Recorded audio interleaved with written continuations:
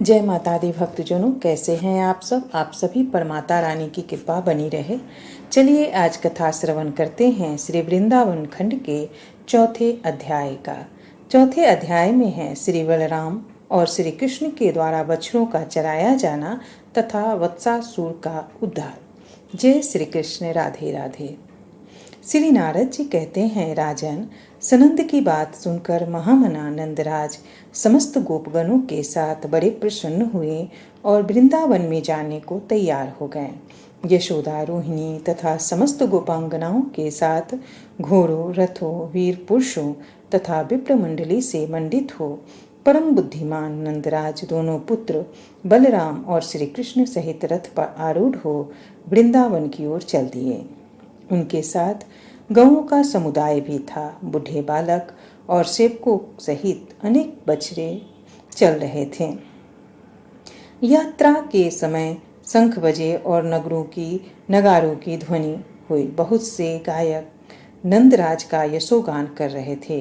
गोप वृषभानुवर अपनी पत्नी के साथ हाथी पर बैठकर पुत्री राधा को अंक में लिए गायकों से यशोगान सुनते हुए मृदंग, ताल, वीणा और वेणुओं की मधुर ध्वनि के साथ वृंदावन को गए।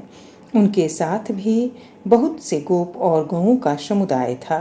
नंद, उपनंद और छौ वृषभानु भी अपने समस्त परिकरों के साथ वृंदावन में गए। समस्त गोपों में अपने सेवकों सहित वृंदावन में प्रवेश करके अलग अलग गोष्ठ बनाए और इधर उधर निवास आरंभ किया। वृषभानु ने अपने लिए वृषभानुपुर बरसाना नामक नगर का निर्माण कराया, जो 4 योजन विस्तृत दुर्ग के आकार में था। उसके चारों ओर खाइयां बनी थी। उस दुर्ग के 7 दरवाजे थे। दुर्ग के भीतर विशाल सभा मंडल था। अनेक सरोवर उस दुर्ग की शोभा बढ़ा रहे थे। बीच बीच में मनोहर राजमार्ग का निर्माण कराया गया था। यह सहस्त्र कुंजे उस पुर की शोभा बढ़ाती थीं। श्री कृष्ण नंदनगर तथा वृषभानुपुर के बालकों के साथ कीड़ा करते हुए घूमते और गोपांगनाओं की प्रीति बढ़ाते थे। राजन, कुछ दिनों बाद संपूर्ण गोपों के समादर भाजन मनोहर रूप वाले बलराम और श्री कृष्ण वृंदावन में बछड़े चराने लगे। दोनों भाई ग्वाल बालों के साथ गांव की सीमा तक जाकर बछड़े चराते थे। कालिंदी के निकट उसके पावन पुलीन पर सुशोभित निकुंजों और कुंजों में बलराम और श्री कृष्ण इधर उधर लुका छिपी के खेल खेलते और कहीं कहीं रेंगते हुए चलकर वन में सानंद विचरते थे। उन दोनों के कटी प्रदेश में करधनी की लड़ियां शोभा देती थी। खेलते समय उनके पैरों के मंजीर और नुपुर मधुर झंकार फैलाते थे। बलराम के अंगों पर नीलांबर शोभा पाता था और श्री कृष्ण के अंगों पर पीतपट। वे दोनों भाई हार और भुजबंदों से भूषित थे। कभी बालकों के साथ झेपड़ों, ढेल बाशों तथा ढेल फेंकते और कभी बांसुरी बजाते थे। कुछ ग्वाल बाल अपने मुख से करधनी की घुंघरुओं की सी ध्वनि करते हुए दौड़ते और उनके साथ वे दोनों बंधु राम और श्याम से भी पक्षियों की छाया का अनुसरण करके भागते हुए सुशोभित होते थे। सिर पर मयूर पिछ लगाकर फूलों और पल्लवों के श्रृंगार धारण करते थे। नरेश्वर एक दिन उनके बछड़ों के झुंड में कंस का भेजा हुआ वत्सासुर आकर मिल गया। श्री कृष्ण को यह बात विदित हो गई और वे उसके पास गए। वह दैत्य गोप बालकों के बीच में सब ओर पूंछ उठाकर बार बार दौड़ता हुआ दिखाई देता था। उसने अचानक आकर अपने पिछले पैरों से श्री कृष्ण के कंधों पर प्रहार किया। अन्य गोप बालक तो भाग चले, किंतु श्री कृष्ण ने उनके दोनों पैर पकड़ लिए और उसे घुमाकर धरती पर पटक दिया। इसके बाद श्री हरि ने फिर उसे हाथों से उठाकर कपित वृक्ष पर दे मारा। फिर तो वह दैत्य तत्काल मर गया। उसके धक्के से महान कपित वृक्ष ने स्वयं गिरकर दूसरे तीसरे वृक्षों को भी धराशायी कर दिया। यह एक अद्भुत सी बात हुई। समस्त ग्वाल बाल आश्चर्य से चकित हो कन्हैया को वहां साधुवाद देने लगे। देवता लोग आकाश में खड़े हो जय जयकार करते हुए फूल बरसाने लगे।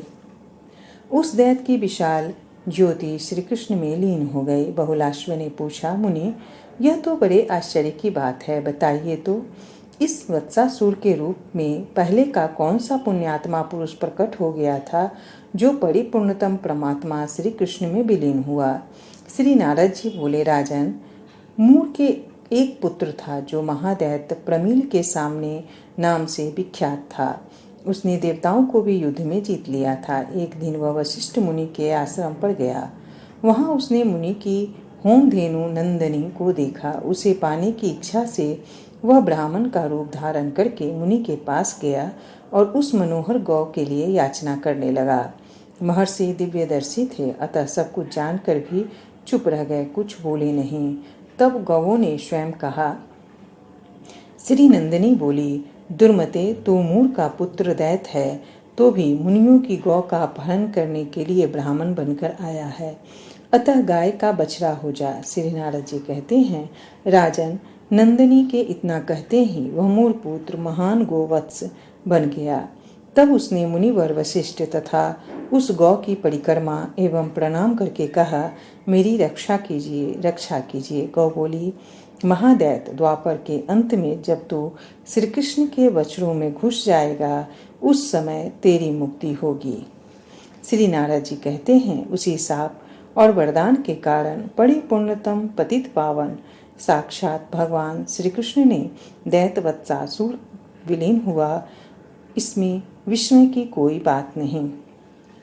इस प्रकार श्री गर्ग संहिता में श्री वृंदावन खंड के अंतर्गत वत्सासुर का मोक्ष नामक चौथा अध्याय पूरा हुआ।